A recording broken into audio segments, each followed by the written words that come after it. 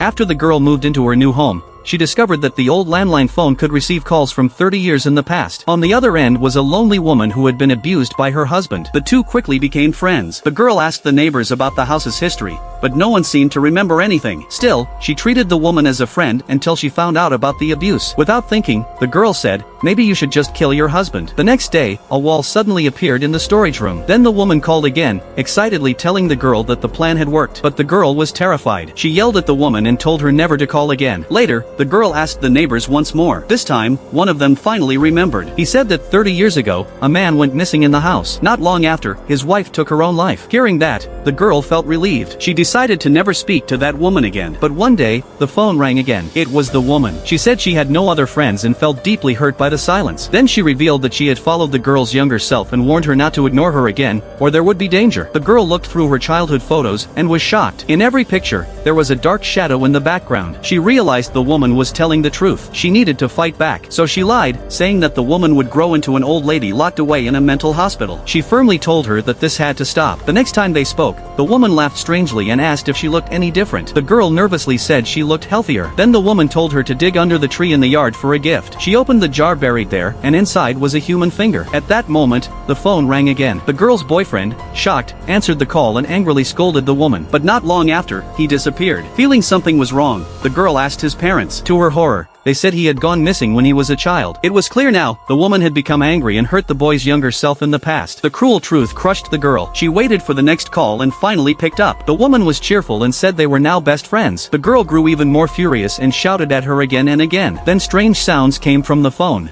I have a friend here with me. Hello? The woman was now standing beside her younger self. She was angry about being scolded and decided it was time for punishment. Suddenly, the girl felt intense burning on her body. Within minutes, one side of her skin was covered in painful burns. Do you think the girl can escape this nightmare?